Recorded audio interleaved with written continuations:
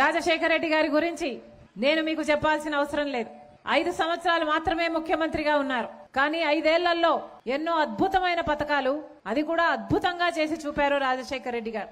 రైతులకు రుణమాఫీ అయితేనేమి, ఉచిత విద్యుత్ అయితేనేమి, ఆరోగ్యశ్రీ అయితేనేమి, ఫీజు రీయింబర్స్మెంట్ అయితేనేమి, లక్షల మంది పేద ప్రజలకు ఇల్లు ఇవ్వడం అయితేనేమి, అసైన్డ్ భూములు లక్షల మందికి పేద ప్రజలకు భూమి ఇవ్వడం అయితేనేమి, 108 అయితేనేమి, ఇలా 1 కాదు 2 కాదు ఎన్నో అద్భుతమైన పథకాలను చేసి చూపారు రాజశేఖర రెడ్డి గారు. రాజశేఖర రెడ్డి గారు ముఖ్యమంత్రిగా ఉండంగానే మన్మోహన్ సింగ్ గారు ప్రధానమంత్రిగా ఉన్నారు కేంద్రంలో. ఆ టైంలో తీసుకొచ్చిన పథకమే ఈ గ్రామీణ ఉపాధి హామీ పథకం, మహాత్మా గాంధీ జాతీయ గ్రామీణ ఉపాధి హామీ పథకం. ఎంత అద్భుతమైన పథకం ఇది అంటే అసలు ప్రపంచంలోనే కోట్ల మంది ప్రజలకు ఉపాధినిచ్చే పథకము ఇది తప్ప ఇంకొకటి ఇలాంటిది లేనే లేదట. ఎంత అద్భుతమైన పథకము అంటే లండన్, అమెరికా ఇట్లాంటి దేశాలలో విదేశాల నుంచి కూడా వచ్చి దీని మీద ఎక్స్పర్ట్స్ అందరూ రీసెర్చ్ పేపర్లు తయారు చేసేంత గొప్ప పథకము ఈ ఉపాధి హామీ పథకం. ఎందుకంటే పేద వాళ్ళకి ఉపాధినిచ్చింది, అది కూడా ఒక హామీ లాగా ఇచ్చింది కాంగ్రెస్ ప్రభుత్వం. అందుకే ఈ పథకానికి అంత విలువ ఉంది. పేదవాళ్ల గురించి ఆలోచన చేసి మొదలుపెట్టిన పథకం ఇక్కడే మన ఆంధ్ర రాష్ట్రంలోనే, ఈ రాయలసీమలోనే పక్కనే అనంతపూర్ జిల్లాలో బండ్లపల్లి అనే గ్రామంలో 20 ఏళ్ల క్రితం రాజశేఖర రెడ్డి గారు, అప్పటి నాయకురాలు కాంగ్రెస్ పార్టీ అధ్యక్షురాలు సోనియా గాంధీ గారైతేనేమి, మన్మోహన్ సింగ్ గారైతేనేమి, వీరందరూ వచ్చి ఇక్కడే మన బండ్లపల్లిలో ఈ పథకానికి జీవం పోశారు. ఆ తర్వాత రాజశేఖర రెడ్డి గారు 5 సంవత్సరాలు ముఖ్యమంత్రిగా ఉంటే ఈ పథకం ఎంత అద్భుతంగా జరిగింది అంటే ఆ రోజుల్లో రాజశేఖర రెడ్డి గారు ఈ పథకం గురించి ఎంత ఆలోచన చేశారు అంటే పేద ప్రజలు రాజశేఖర రెడ్డి గారి ప్రభుత్వాన్ని, అయ్యా మాకు డైరెక్ట్ గా డబ్బులు ఇవ్వండి, చేతులు మారితే కమిషన్లు కట్ అవుతున్నాయి అంటే ఒకేసారి 60 లక్షల మందికి అకౌంట్లు ఓపెన్ చేసిన ఘనత రాజశేఖర రెడ్డి గారు. అదే సమయంలో మహిళలు వచ్చి, అయ్యా మాకు కూడా సమానంగా వేతనాలు ఇవ్వండి, మొగోళ్ళలాగా మేము కష్టపడలేకపోయినా అయ్యే ఇబ్బందులు మాకు ఉన్నాయి, మేం బిడ్డలను సాక్కోవాలి, మా ఇల్లు నడుపుకోవాలి అని రాజశేఖర రెడ్డి గారిని అడిగితే మహిళలకు కూడా సమానంగా వేతనాలు చేశారు రాజశేఖర రెడ్డి గారు. ఆంధ్రప్రదేశ్ లో ఎంత అద్భుతంగా ఈ పథకం అమలైందంటే మిగతా రాష్ట్రాల వాళ్ళంతా చూసి కూడా సెకండ్ ఫేజ్ లో ఈ పథకానికి రాజశేఖర రెడ్డి గారు నియమించిన విధి విధానాలే మిగతా రాష్ట్రాలకు కూడా అమలు చేయటం జరిగింది. అంత అద్భుతంగా అమలైంది ఆంధ్ర రాష్ట్రంలో. ఆ రోజుల్లో రాజశేఖర రెడ్డి గారు ఉండగా 1,10,00,000 జాబ్ కార్డులు ఉన్నాయి ఉపాధి హామీ పథకానికి. అంటే దాదాపు 2,25,00,000 మంది ఉపాధి హామీ వల్ల ఉపాధి పొందిన వాళ్ళు ఉన్నారు ఆంధ్ర రాష్ట్రంలో. అంత గొప్ప పథకము, అంత గొప్పగా నడిపారు రాజశేఖర రెడ్డి గారు లాంటి నాయకులు. మరి అంత గొప్ప పథకాన్ని ఈ రోజు వరకు కూడా, అమ్మా ఇంతమంది ఉన్నారు కదా, మీరు చెప్పండి, ఉపాధి హామీ వల్ల మీకు మేలు జరుగుతుందా, కీడు జరుగుతుందా? ఉపాధి హామీ వల్ల మీకు 4 డబ్బులు వస్తే మీరు ఇంటికి మీ బిడ్డలకు ఖర్చు పెట్టుకోగలుగుతున్నారా లేదా? అసలు ఈ ఉపాధి హామీ పథకం అనేది లేకపోతే మీ జీవితాలు ఏమైతాయో ఒక్కసారి ఆలోచన చేయండి. ఇప్పటికే మన రాష్ట్రంలో చదువుకున్న బిడ్డలకు ఉద్యోగాలు రావటం లేదు. డిగ్రీలు, పీజీలు చదువుకున్న బిడ్డలు కూడా ఇంట్లో ఉన్నారు, లేకపోతే డ్రైవర్లుగా పనిచేస్తున్నారు, లేకపోతే గిగ్ వర్కర్లుగా మారిపోయారు. అవునా?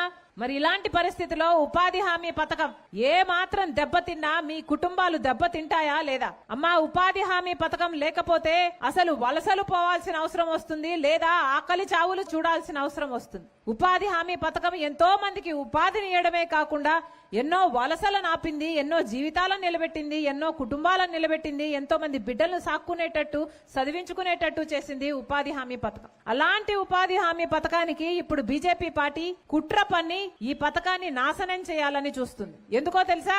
ఎందుకంటే ఉపాధి హామీ పథకము ఇప్పటికీ 86,000 కోట్ల రూపాయలు ఖర్చు అవుతుందట మన కేంద్ర బడ్జెట్ లో. ఈ డబ్బులన్నీ ఉపాధి హామీ పనికి పేదవాళ్లకు ఇచ్చేస్తే బీజేపీ పార్టీకి ఏమీ లాభం లేదు, వాళ్ళ బినామీలకు ఏమీ లాభం లేదు. ఉపాధి హామీ డబ్బులు నేరుగా బీదవాళ్లకు వస్తాయి కాబట్టే వాళ్ళకి ఏ లాభము లేదు. కాబట్టే ఈ పథకానికి గండి పెడితే ఆ డబ్బులు మిగిలించుకొని వాళ్ళ బినామీలకు, వాళ్ళ నాయకులకు ఇచ్చుకోవాలనేది బీజేపీ ఆలోచన. ఇంత ఘోరంగా ఆలోచిస్తుంది అంటే అసలు మహాత్మా గాంధీ పేరున్న పథకాన్ని నాశనం చేయాలని చూస్తుంది. మహాత్మా గాంధీని ఎలా అయితే గాడ్సే అని ఒక RSS సభ్యుడు హత్య చేశాడో అలాగే మహాత్మా గాంధీ పేరున్న ఈ ఉపాధి హామీ పథకాన్ని బీజేపీ నాయకుడు మోడీ హత్య చేస్తున్నాడు. ఇద్దరికి పెద్ద తేడా లేదు, ఇద్దరు మహాత్మా గాంధీ ఆశయాలను కూలీ చేస్తున్న వాళ్లే.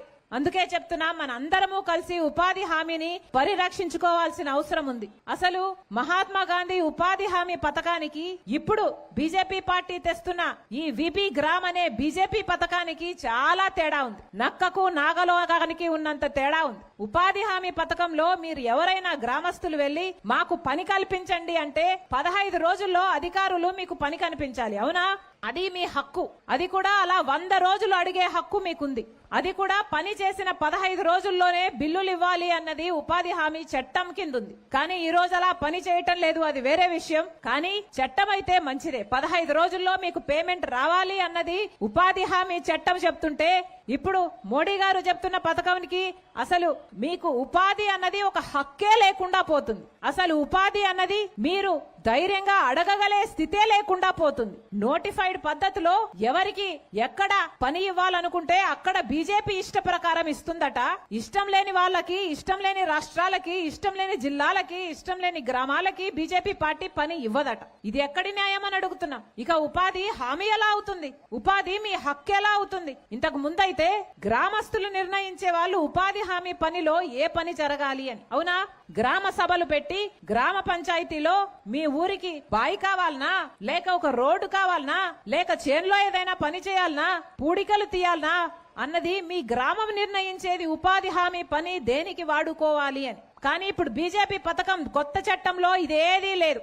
బీజేపీ వాళ్ళు చెప్తారట ఎక్కడికి వెళ్లి పని చేయాలి అని. అంటే పక్కన ఒక ప్రాజెక్ట్ జరుగుతుంటే, లేకపోతే ఒక రోడ్డు పనో, లేకపోతే ఒక ప్రాజెక్ట్ పనో జరుగుతుంటే ఆ ప్రాజెక్ట్ ఒక కాంట్రాక్టర్ కి ఇస్తే ఆ కాంట్రాక్టర్ కింద మిమ్మల్ని వెళ్లి పని చేయమనే ప్రమాదం ఉంది. అంటే ఉపాధి హామీ ఇక గ్రామాలు బాగుపడే లక్షణాలు ఎక్కడా ఉండవు. ఇక ఉపాధి హామీ అంటే ఆ కాంట్రాక్టర్ కు లేబర్లను సప్లై చేసే యంత్రాంగంగా మారిపోయే ప్రమాదం ఉంది. ఇది ఎంత అన్యాయమో అని అడుగుతున్నాం. ఇవన్నీ ప్రశ్నించాల్సిన అవసరం ఉందా లేదా అని అడుగుతున్నాం. మీ అందరూ కూడా చైతన్యవంతులు అవ్వాలి. చూసారమ్మా అన్నా, మీరు చూసే ఉంటారు, పెద్ద పెద్ద హోర్డింగ్లు, అడ్వర్టైజ్మెంట్లు, పోస్టర్లు పెట్టుకున్నారు. ఇప్పుడు 100 రోజులు కాదు 125 రోజులు ఇస్తాము ఉపాధి హామీ అని. అవునా?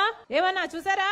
100 రోజులు కాదట ఉపాధి హామీ పథకం. 100 రోజులు ఇయ్యారట. వీళ్ళు ఎంతకంటే ఎక్కువ 125 రోజులు ఇస్తారట. అన్నా, ఒక వాస్తవం ఏమిటంటే గడిచిన సంవత్సరంలోనే కేవలము 52 రోజులు మాత్రమే పని ఇచ్చారు. 52 రోజులు మాత్రమే పని ఇచ్చారు పేదవాళ్ళకి. 100 రోజులు కూడా ఇవ్వలేదు. వీళ్ళు 52 రోజులు, కేవలం 52 రోజులు పని ఇచ్చిన వాళ్ళు 125 రోజులు ఇస్తాము అంటే మీరు నమ్ముతారా? 100 రోజులు కూడా పని ఇవ్వని వాళ్ళు 125 రోజులు ఇస్తాము అంటే నమ్మడానికి ప్రజలు వెరివాళ్ళలా కనిపిస్తున్నారా, లేక గొర్రెల్లాగా కనిపిస్తున్నారా?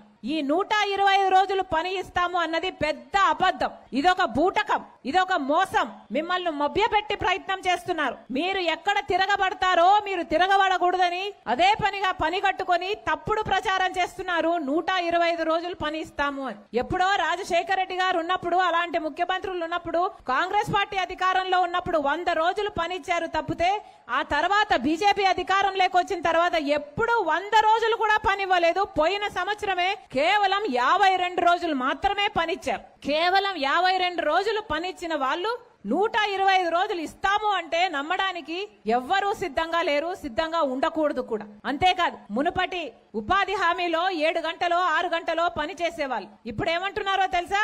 కొత్త చట్టంలో, బీజేపీ తెచ్చే చట్టంలో 12 గంటలు పని చేయాలట. అది కూడా మండుటి ఎండలో. చేతనైతదమ్మా? ఆడవాళ్ళకు చేతనైతదా? పోనీ మగవాళ్ళకైనా చేతనైతదా? 12 గంటలు పని చేస్తే తప్ప ఇది వర్తించదని చెప్తున్నారే. ఇది క్రూరం కాకపోతే ఇక ఏమిటి అని అడుగుతున్నాం.